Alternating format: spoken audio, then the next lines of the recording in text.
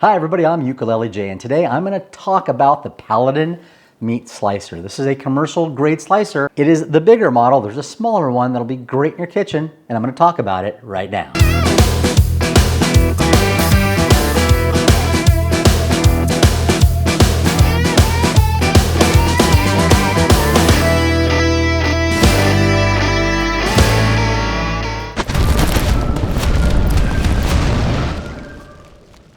The Paladin meat slicer comes in 3 sizes. The 1A FS407, which is the 8-inch model, FS404, that is the 10-inch slicer, which I have right here, and then you have the big boy, which is the 1A FS405. For those that are watching outside the US, because we're the only ones that talk in inches, I'll give you the sizes in millimeters. So we have the small one, which is 195 millimeters. We have this one, which is 250 millimeters. And then we have the large one, which is 300 millimeters as far as the blade diameter. Now, the one thing that's great about the Paladin meat slicer is it has 14 major components, and many of them are replaceable and adjustable. Now, the one thing that's great about that is some of these meat slicers that I've seen, some of the bigger commercial ones, they have a lot of pieces to it. This is something that I think is really important. It has a single piece cast aluminum body. That is, the entire body is one cast. It is not bolted together. There's no seams. And of course, if you're in a kitchen, especially a commercial kitchen, sanitation is key. Now, the thing that is really great about this is it has a feature I'm going to talk about. I think it's important to know that this has a feature that will keep you sharp the entire lifetime. Now, underneath is just as important as on top. You'll see there's a cast aluminum bar, which is the carriage that carries the meat slicer that goes all the way across here on the meat slicing tray with the handle.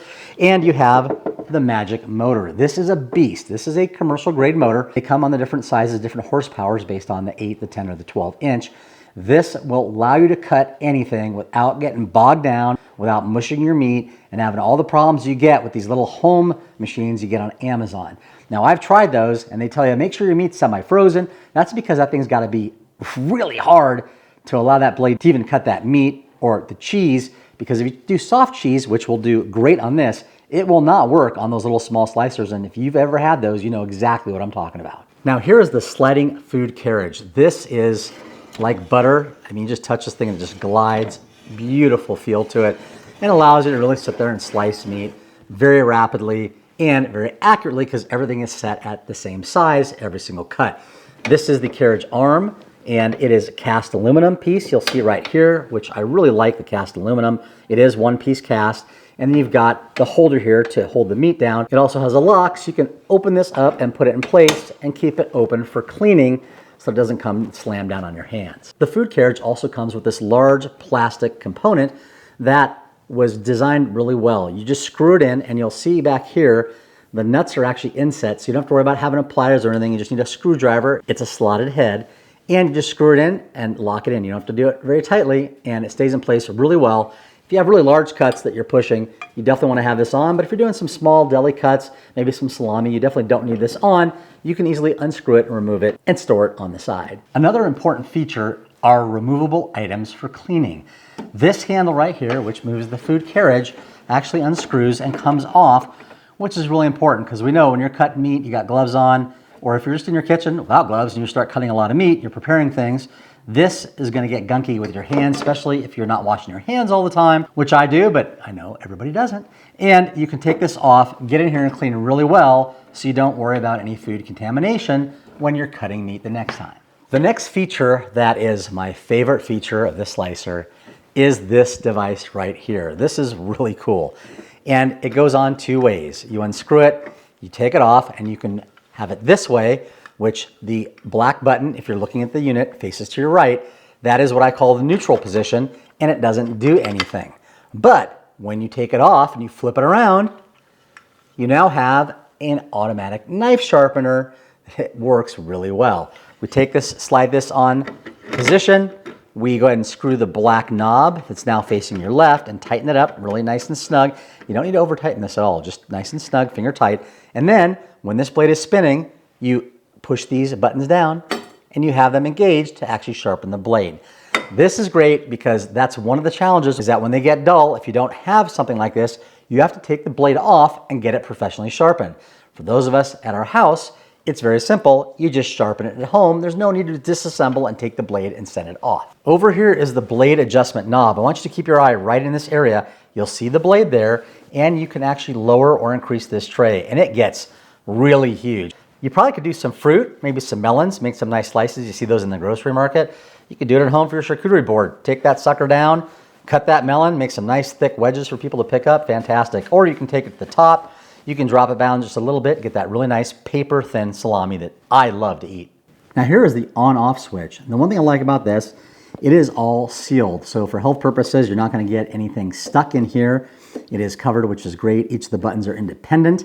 I don't like the ones that have like one thing over them. You know, it's like one cap and it gets all mushy. And those tend to wear out and don't look very good. This is actually really nice. It's a totally square cover for a square button, which makes sense.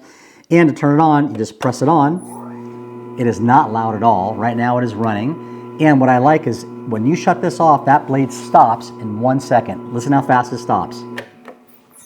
That's it. It's totally stopped.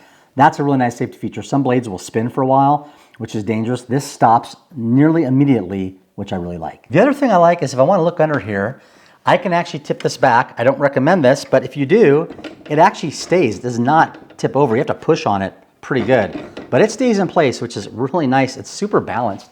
And then I can show you the non-stick feet. These non-stick feet are fantastic. They're very, very hard plastic. However, they have a nice embedded rubber ring here, and this does not go anywhere. On my counter, I've put this on different places, and it does not move at all. It is really, really rock solid. This is the blade locking knob. This knob I would not touch at all, and do not unscrew it all the way out because that's what holds the blade in. This allows you to clean your blade. Now that's a whole video in itself, so I'm not going to get into the details of cleaning the blade, but you definitely need to clean this after every use.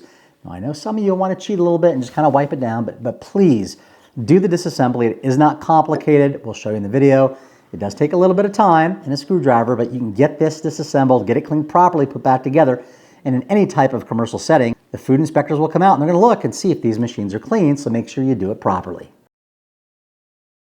Now before cutting, I like to keep my area clean. So rather than getting meat all over if it falls off your hand, I go ahead and put some cellophane down in here like so, which keeps things clean, and I can actually slice directly onto this, pick it up, and I'm good to go. Now one of my favorite things to do is pastrami, and this is a pastrami that is all cooked, ready to go. And look at that crust on it. Absolutely fantastic on that crust. And we're gonna slice this, but first, we're gonna go for the salami. Now I've got my setting here on 0.5, so that is thin. I'm gonna test it, give it a shot, and we're gonna see how thin that is. Now, you can't really see it on this side, and you don't need to, you'll see it coming out the back. But we're gonna go ahead and get this on here, on the slicer. This is gonna come down and adhere to that salami, like so. And that's it. I give it a little push. We're gonna go right across. Nice smooth run. Let's see. Let's see how that looks. Shut that off. Stops. Let's take a look here and see. What do we have? Got some really pretty nice salami. So I'm gonna go about 0.25 and see how that works.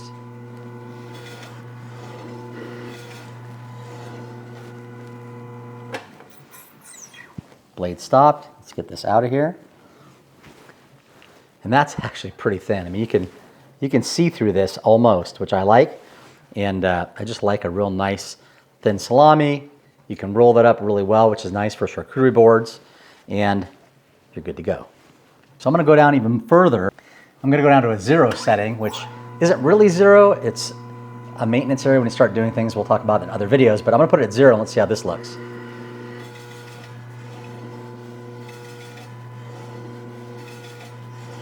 Now I can already tell looking at this that I think this is gonna be my favorite setting. And here you go, this is what I like. Paper thin salami, I just love this. It's so good. And as you notice, this just falls in place. I've got my saran wrap or my cellophane wrap down there. So that way, if anything falls on it, catches it, we got a lot less mess to clean up.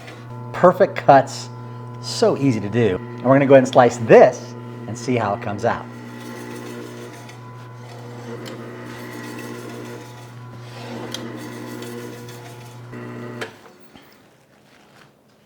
And this is beautiful paper thin pastrami. I love this, especially on pastrami sandwiches. You can get that really, really thin pastrami for those folds to get that really nice, fat, thick pastrami sandwich. Or you can just layer it on. If you want to have a nice layered effect, you can stack it up high and give somebody the New York Deli sandwich of their life.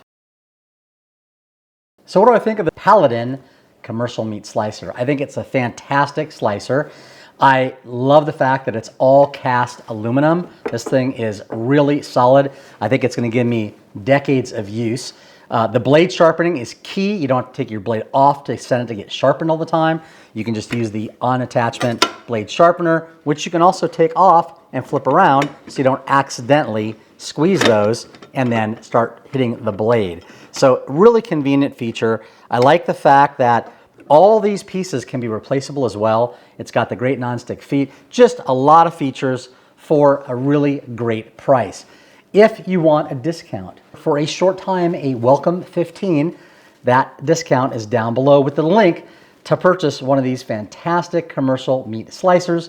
And I think that if you are somebody who does even light catering, charcuterie, the 8-inch is definitely something for you. If you're someone that's more of a bigger caterer, myself, I do a lot of barbecues, barbecue meats. Talk about a tri-tip slicer. Oh, this is a beast. And I know all my friends in barbecue hate having to slice up tri-tips when you're serving tons of people and you got 16 tri-tips you got to slice. This is the one to do it.